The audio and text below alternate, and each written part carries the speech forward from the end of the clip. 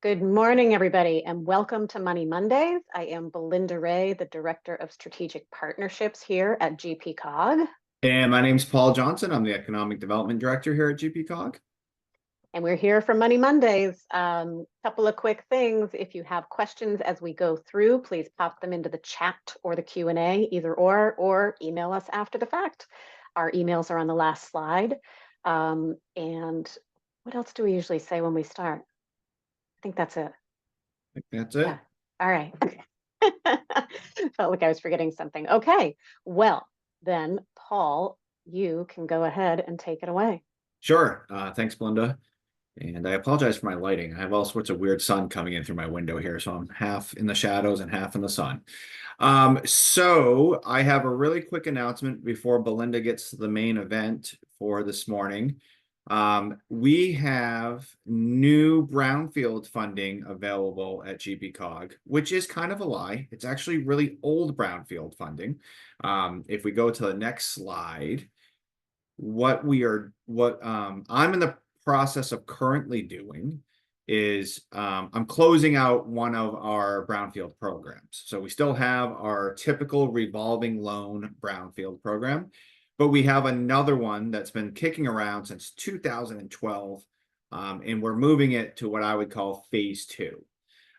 So I did a little brownfield presentation a couple weeks ago, but just as a reminder, a brownfield is essentially any property in your town that has some sort of environmental remediation necessary.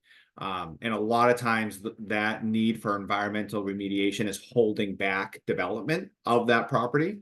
And it's essentially letting the property not be used for its highest and best use. So brownfield program is a way of moving those little parcels or large parcels of land that seem to be stagnant because of environmental reasons. It's a way of moving them forward and helping towns and developers and nonprofits work together. And it's a way to access capital. So we will have probably within a month's time, if I do everything correctly, we'll have about $200,000 that can be used for these 4 activities. In full disclosure, I'm still learning what they could be used for, so this is not an exhaustive list.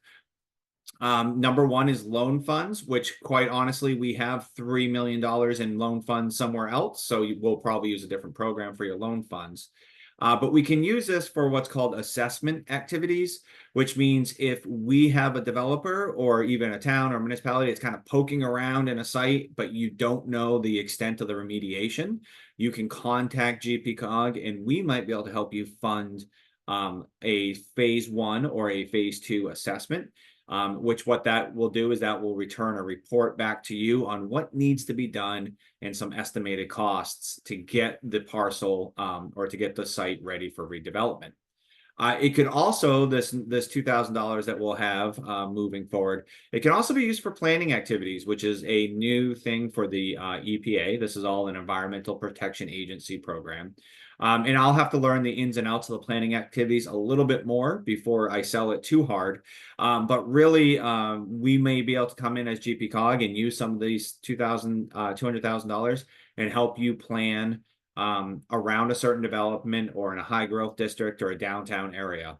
And really, it doesn't have to be directly related to a brownfield, but if the brownfield is in the area, you can actually, that planning activities is looser than it ever has been. So there's some opportunity there to fund some planning exercises as well.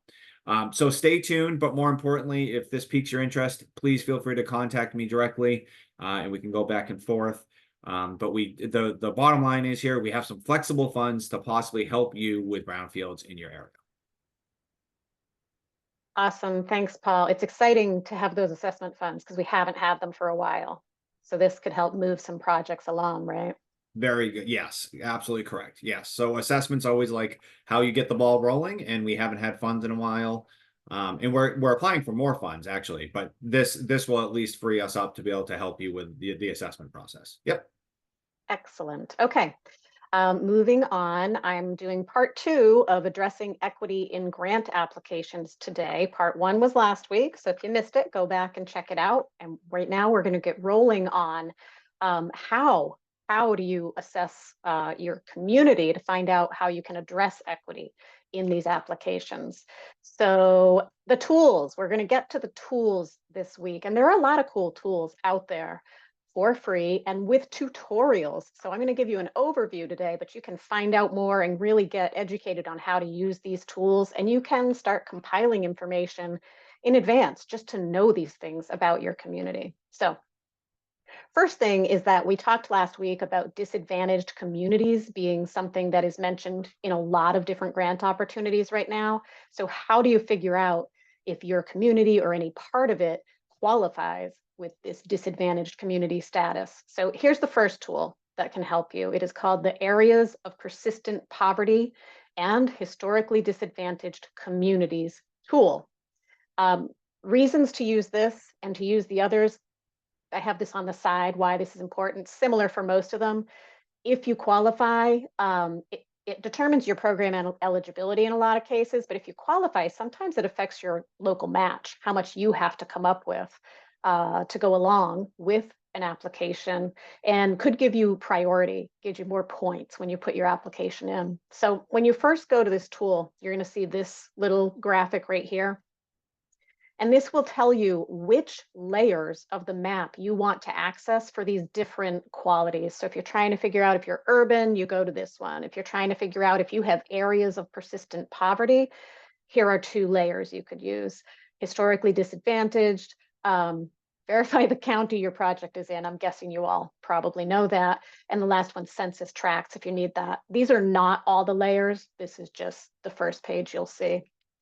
When you go in and you hit continue, you're going to see a huge map of the United States. Zoom into our region and then choose the layers you want to look at. And up in the right corner, there's this little thing that looks like stacked paper. That's the layers tab. You hit that and these options are going to come up. And the 2 I have checked right here are disadvantaged census tracts and urban areas. Okay, so you see the yellow down there, and obviously it doesn't cover all of it, but that is our urban area. That's the PACTS urban area, Portland Area Comprehensive Transportation System. And you can see within that, there are some disadvantaged tracts, and then there's some others out in like Bridgeton, Harrison area. I got another shot. This one is showing persistent poverty. So these are places where there is persistent poverty as well as disadvantaged. So there are a lot of different layers you can look at here, and that will help you begin to build out information about your community. If you're looking for rural, so if we go back here, you say, okay, so this doesn't help me. My community is not disadvantaged. Well, don't worry. I mean, that's a good thing that you don't quite qualify, but there are still ways to look at burdens that your community might face. Rural is actually an area that qualifies in many grants as disadvantaged. And a lot of our communities, everything outside of the urban there, the yellow in our region, is considered rural. There are also different definitions of rural for different grants, so you want to make sure you read it well. This definition applies to anything located outside of an urban area with a population of 200,000 or more. And the census considers anything outside of an urban area to be rural. So that can be helpful to you too.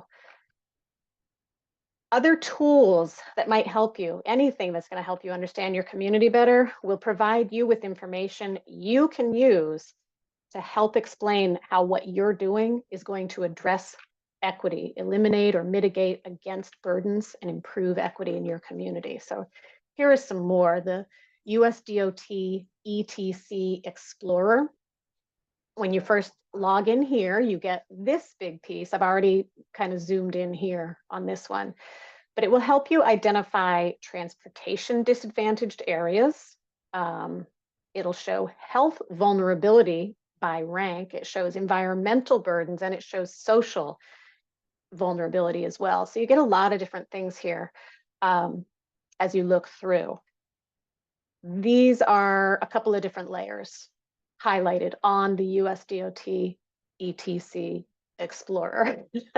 So I zoomed in, shows some layers. The first one shows disadvantaged census tracts. It also shows alternative fueling stations. So if you're putting together a grant and you want to show that people in your community don't have good access to, for instance, EV charging, you might pull this up and say, we're here, people can't get to this, we need more infrastructure. Persistent poverty tracks for the RAISE grant in particular are on this one. And then that last one is social vulnerability by percentage. So these are things you can point out to help make the case for your application. And a lot of times on these, if you click on a particular area, it will give you more stats about that area as well. The next one is called CJUST, and that is the Climate and Economic Justice Screening Tool. It shows different burdens by percentile. You see all these things. You might be burdened in terms of workforce development or transportation or pollution or health, and it will show you all of these. It gives you directions how to use the map. So here's what you see when you go there. Then when you zoom in, here I've zoomed into a tract in Westbrook, and it starts to give you, this one's really cool, it gives you all this information down the side. You can hit the plus on any of these areas and it'll give you percentages of things that are going on. Right here, it's telling me that this tract is disadvantaged in the area of health. And the reason is because it meets one of the criteria here and the low income. So here in this tract, 91% of people have been told they have asthma, and more than 65% have been are qualify as low income. So this one really digs in and gives you a lot of information so that you can even say, okay, we didn't qualify as disadvantaged, but look, 67% of people have been told they have heart disease in this tract. Can really start to help you build out a story when you go in and look at these things. The EJ screening tool will provide more demographic and environmental information on a project area. Again, it's the same kind of idea. You go in, you zoom in, you choose an area, and you choose some things you want to scan for. And that's what's going on over here. So in this one, I have clicked under health disparities, cancer. And you can see the areas where we have the red, and that means that that is in the 95th, oh my glasses, 95th to the 100th percentile, these areas. So that is high. Here's another one showing it closer up. You can, oh, there we go. I guess I did that for me and for other people who might have trouble seeing the percentages. So there it's enlarged, and you can see those places in our region. You can choose a lot of different things here: environmental burdens, socioeconomic, just critical service gaps, lots of things to help you choose and tell your story. And when you click on a particular tract, it will do this for some of them. So I selected Bridgeton up there, and then this is really cool. You can go down and generate a report for an area. And this is what you get when you generate a report. You get a couple of different choices. You can do the EJ Screen Community Report, which is going to look like this. And this is just one piece of it.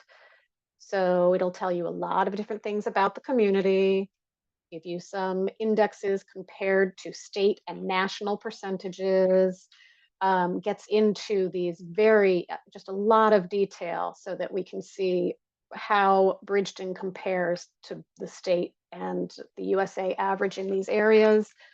Here's the summary report for the whole thing. So you can see it gives you a ton of information. And the last one, places, is from the CDC. This one's in beta, but it's still good. It will help screen for 40 different chronic diseases and help show at the county, census, and zip code area where you stand. So you zoom in, you select an area. This is for smoking, where our counties stand.